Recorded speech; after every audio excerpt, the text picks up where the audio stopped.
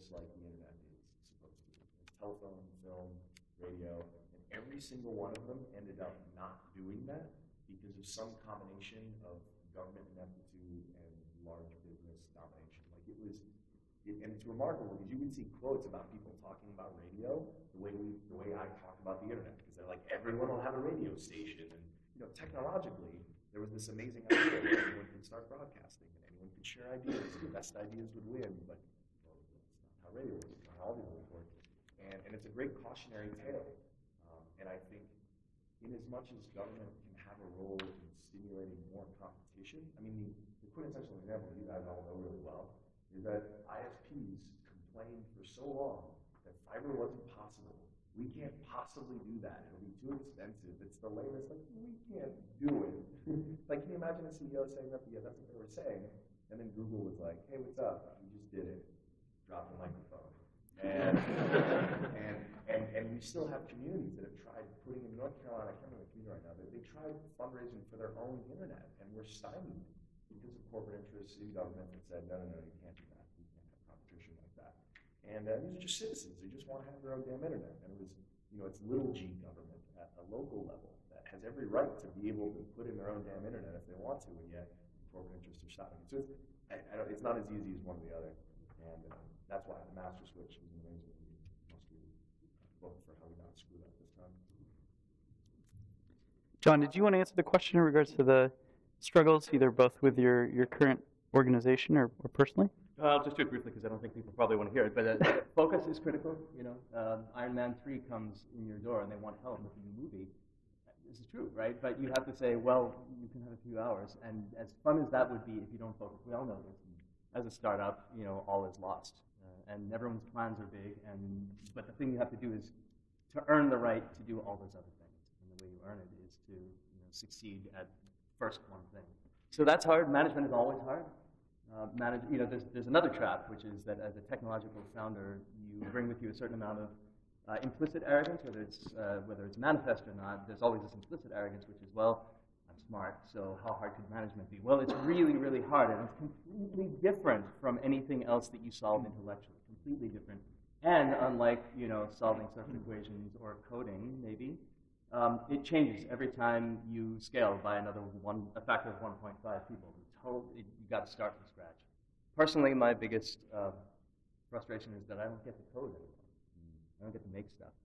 And there too is the focus. We're back full circle to the focus thing. So my job right now is to make sure everyone else can do the stuff which they can do better than me anyway. But that's my role at the moment. What do you code in, just out of curiosity? What do I code in? Yeah.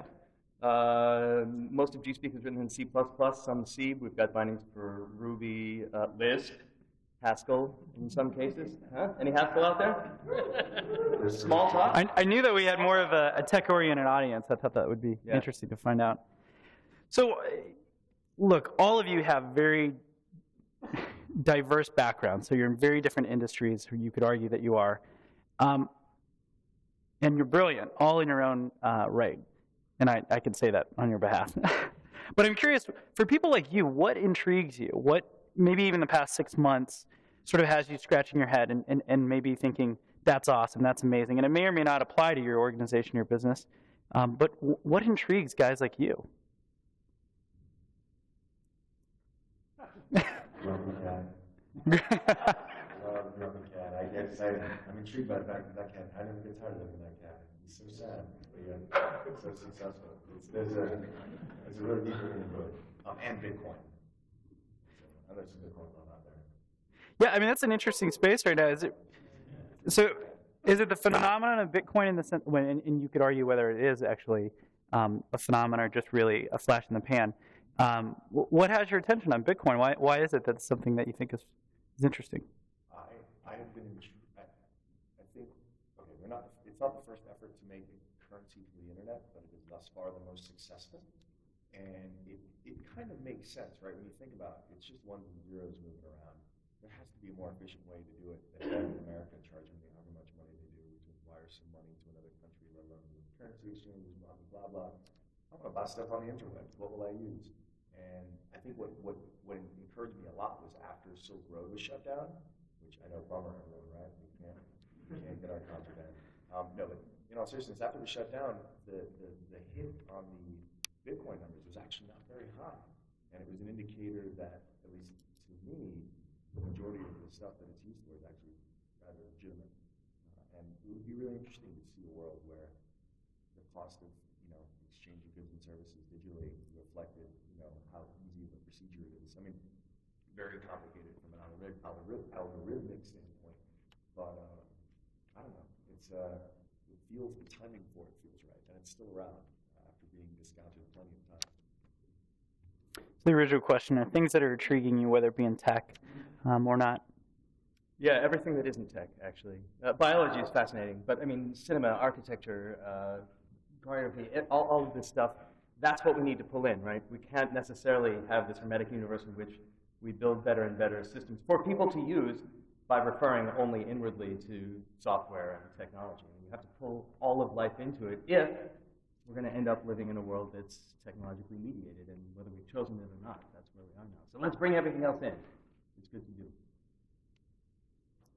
For me, I would have to say I've been intrigued by events like this, like TEDx conferences. Why is that? Because you end up going to these places, and so I've been fortunate enough to speak at some for the medical industry, different environments where you end up interfacing with hundreds of people that have the energy and the ideas to change the world. And to see that is going on everywhere in Sioux Falls, South Dakota, in downtown LA, New York, DC, big town, small town, it's really energizing. Mm-hmm. It's amazing to me to meet so many fascinating people with such a clear and noble focus, and who are understanding that it's okay to fail, and understanding all those things that we're all trying to communicate to each other and hold each other up. Which is what makes all the other speakers so inspiring to me personally. I can come back from things like this just exhausted. I mean, enthused beyond belief, but just exhausted at the amount of energy that. Sure. So that's an interesting point. Again, you guys are wildly successful in your own right through many different endeavors. I'm curious, a lot of times people will say there's maybe a defining moment of some sort, or a person or an event, whether it be good or bad, that had happened in your life. Was there that for each one of you, in which maybe a light bulb turned on? What was it? Why? How did you get to even where you are today?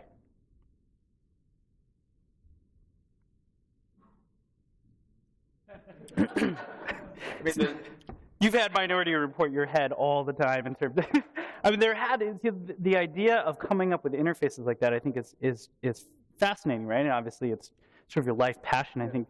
Curious in even how you kick-started into that space, right? It's kind of a combination of indignation and enthusiasm, right? You wish that stuff didn't suck so much, but you're really excited about building something that sucks less, right? And you pull into it all the stuff, all the things you care about. You bring aesthetics into it. You bring a biological sensibility to digital systems that aren't supposed to have that, but it's interesting suddenly when they do. And it snowballed. But for more than anything else, I think things feel, even in the middle of being the hardest thing you've ever done, things feel inevitable when they're right, when it's what you're supposed to be doing. You can't imagine doing anything else. I'm unemployable as a result. Anything else you guys would like to add? So for me, I was honest in that picture that I've wanted to be a rocket scientist since I was a kid, third grade. And so what I've learned over time is that if you communicate what you want to do, communicate what your idea, what your passion is, people around you want to help you. At any level, whether it's a high school counselor, your professors in college, your colleagues, family, certainly.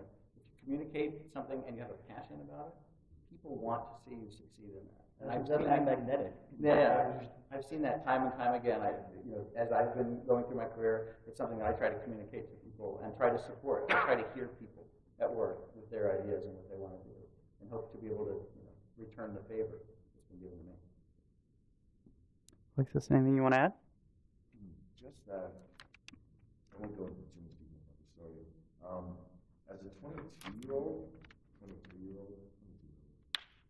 I got a perspective that I would not really wish on anyone else, but allowed me to understand mortality better than a 22-year-old should. I was fine, I'm okay. So the point is, the thing you realize when you're around people who are facing with death or dealing with it is the things that actually matter. And it became very clear to me. I'm going to talk, I'm not getting emotional.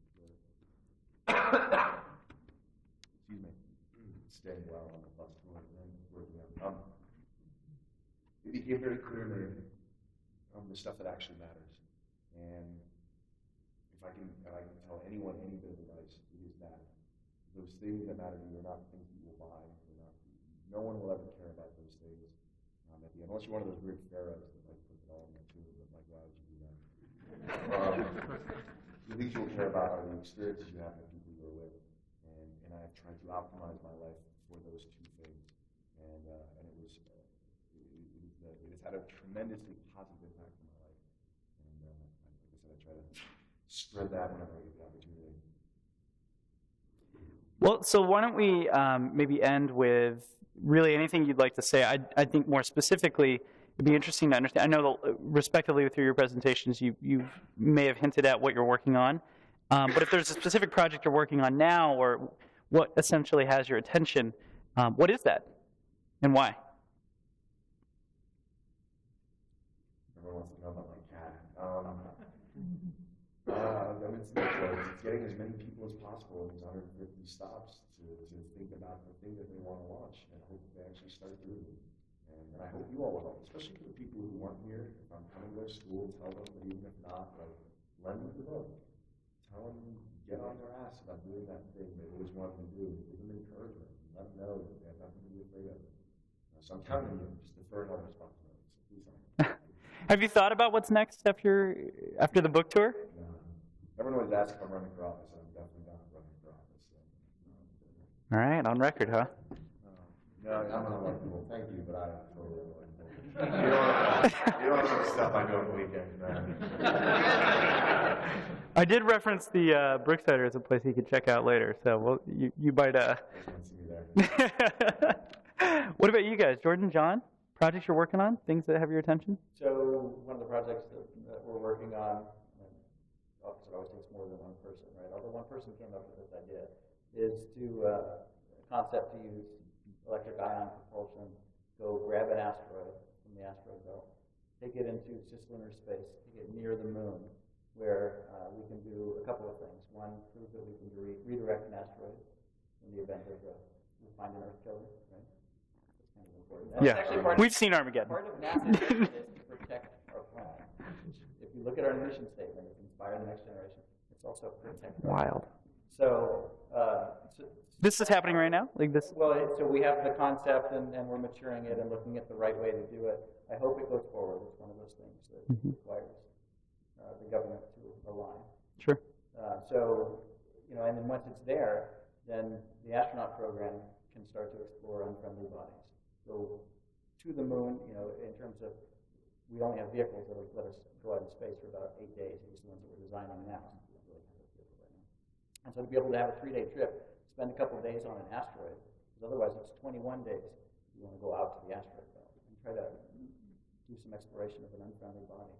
I think it'll unify the agency. I think it will demonstrate and push some technologies in a way that will potentially save the planet. Thank you. Your day job is way different than most of ours. That is for sure. That is pretty cool. I think everyone unanimously is jealous in the audience that that's the kind of stuff you're working on. Meanwhile, we're integrating with APIs and databases for most of us in the audience here. How about you? Projects that you're working on, or things that have your attention? Just keeping it going and keeping it going and keeping it going as a perpetual project. But as a side project, one of the things I'm really passionate about is making sure that people understand that you don't have to be in Silicon Valley. You don't. Great. Hands up, people who are here from the Kansas City Startup Village. Anyone? Yeah? Does everyone in here know what that is? And if not, learn. But probably you all know what it is. That's good. And I actually I wanted to ask you a favor that could really help me with my son. Would you help me deliver a 4-word message to my son? That's what the 4 words are. Well, I'll give them to you, and you can decide yes or no. Ready? Okay. On the spot. Well, now it's a 5-word mess. Okay. All right. Finish your homework first. Parker, finish your homework first, and then read it, okay?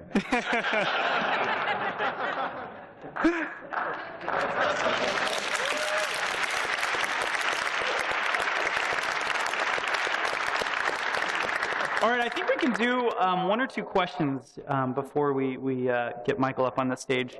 Does anyone else have a question? Over here. I very appreciative and encouraging of your speaking to going to lectures to college kids.